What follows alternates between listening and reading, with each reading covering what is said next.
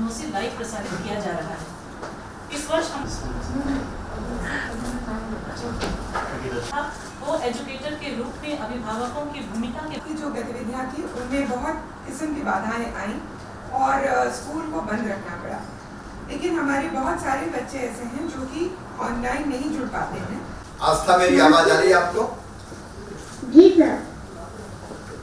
आस्था कौन सी class? 10th में हो, 10वीं में हो? जी सर, जी सर। तो 9th पास करके अभी 10th में आई हो या 10th पास किया है? सर 9th पास आउट कर अभी 10th में आई हूँ। बेटी, आपकी हॉबीज कौन कौन सी है बताओगे जरा? सर मेरी स्टडी और एंकरिंग मेरी हॉबी है। डांसिंग कहीं सीख रहे हो क्या बेटी? क्या सर? एंकरिंग, हाँ एंकरिंग। तो ये एंकरिंग हॉबी है आपकी, तो करते क्या हो इस हॉबी को पूरा करने के लिए?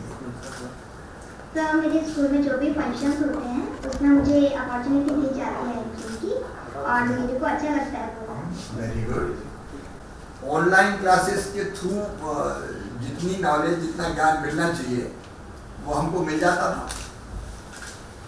सर जितना ज्ञान हमें ऑनलाइन क्लासेस से मिलता था वो मतलब हमें जितना जो भी हमारी स्टडी होती थी वो टीचर बहुत अच्छे से हमको एक्सप्लेन करते थे और जो भी क्वेरीज होती थी वो भी बताते थे अच्छे से।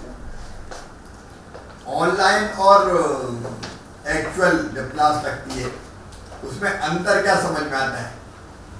सर अंतर ये समझ में आता है कि ऑफलाइन क्लासेस में डायरेक्ट कांटेक्ट होता है टीचर से और इंटरनेट जब भी कभी प्रॉब्लम हो जाती है ना वो वहाँ नहीं होती है। अच्छा बेटी, आगे क्या बनना चाहते हो आप? Sir IAS officer. Very good. मुझे पूरा विश्वास है, आपका आत्मविश्वास देख के, कि आप भविष्य की IAS अफसर होंगी। खूब मेहनत करते रहें और आपको आस्था बहुत बहुत शुभकामनाएं मिली और आशीर्वाद। धन्यवाद। श्रुति बेटी नमस्ते। जय हिंद मामा जी। जय हिंद बेटी। ये बुलंद आवाज में आपने जय हिंद बोला तो मुझे पूरा विश्वास है आप देश की सेवा भी करेंगे। 12वीं में 12th में आप कितने % मार्क्स लेके आए? 97.4। बहुत अच्छे बेटी, बहुत बधाई आपको। आगे क्या बनने का इरादा है? Sir chartered accountant. देखिए ये भी बहुत अच्छा क्षेत्र है चार्टर्ड अकाउंटेंट। इस समय प्रधानमंत्री श्रीमान नरेंद्र मोदी जी के नेतृत्व में कई तरह की आर्थिक गतिविधियां देश में शुरू हो रही है। बिजनेस, व्यापार, उद्योग ये बढ़ाने की जरूरत है और इसके लिए चार्टर्ड अकाउंटेंट भी बहुत जरूरी है। क्योंकि इंडस्ट्री खोलता है, उद्योग लगाता है, व्यापार बिजनेस करता है तो CA के बिना नहीं कर सकता। आपने बहुत अच्छे विषय का चयन किया है, आप बहुत प्रतिभाशाली है और आपने जो सोचा है CA बन के भी आप देश की सेवा करेंगी। अपना ये आत्मविश्वास बनाए रखना, खूब आगे बढ़ना। मेरी तरफ से बहुत बहुत शुभकामनाएं और आशीर्वाद देंगे। CA बन के भी पेंटिंग में छोड़। यस सर, बिल्कुल। हमारे सभी गुरुजन, विद्यालय परिवार के सभी सदस्यगण, मेरी लाडली भांजियों, प्यारे भांजियों, लेकिन आज मैं शुरू करूंगा एक ऐसे बच्चे की कहानी से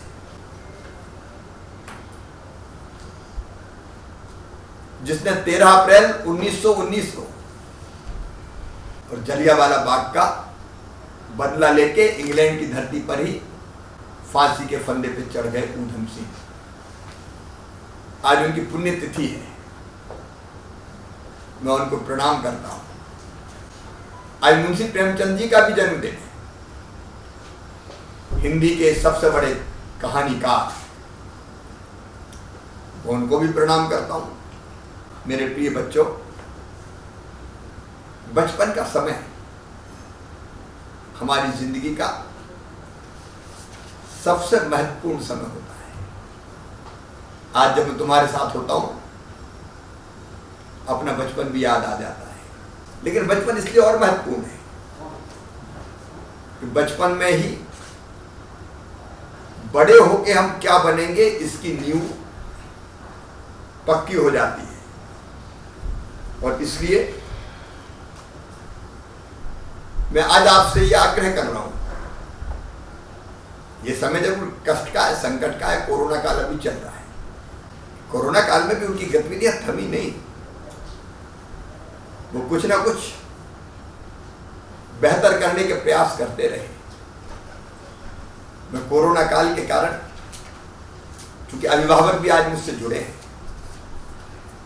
और अध्यापक मित्र भी जुड़े हैं, शिक्षक गुरुजन जुड़े हैं, मैं गुरुजनों को प्रणाम करता हूं, क्योंकि गुरु तो गुरु होते हैं।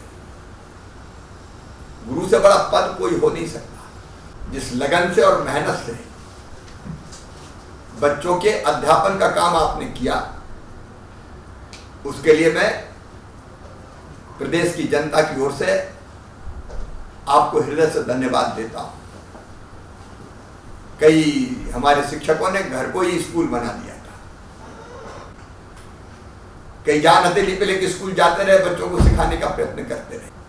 मैं माता पिता से एक बात और आज जरूर कहना चाहूंगा, बच्चों का ध्यान जरूर रखें। माता पिता भी गुरु ही होते हैं, अच्छे संस्कार माता पिता से ही पढ़ते हैं। कोरोना काल में कई बार बच्चों ने अपने आप को एकाकी महसूस कर लिया और आपने ऑनलाइन शिक्षा के लिए हाथ में स्मार्टफोन दे दिया, मोबाइल दे दिया, और आपने उनकी चिंता करने की ध्यान नहीं रखा। एक दुखद घटना आप लोगों ने आज पढ़ी होगी कि खेलते खेलते किसी ऐसी आदत में फंस गए कि जिसके कारण बच्चे ने अपनी जान ले ली। ये बच्चे हमारे प्राण हैं और इसलिए इनको दिशा देना ये हमारी ड्यूटी है, कर्तव्य है। इस पवित्र कार्य को हमारे शिक्षक जन उसी भाव से करने का प्रयास करें। नई शिक्षा नीति में प्ले स्कूल की धारणा है, खेलते कूदते बच्चे पढ़ें। नई शिक्षा नीति का मध्य प्रदेश भी अक्षरशः पालन करेगा। शिक्षा हमारा ज्ञान देना, कौशल देना और नागरिकता के संस्कार देने का काम पूरा करे, उसका प्रयास जारी रहेगा। एक अभी रश्मि मैडम ने जो बताया, नेशनल अचीवमेंट सर्वे होने वाला है, तो बच्चे भी ध्यान रखें और शिक्षक भी ध्यान रखें। ये दक्षता की परीक्षा है हमारी, और मैं अपने बच्चों से इतना ही कहना चाहता हूं, भविष्य की चिंता मत करो, तुम तो परिश्रम करो।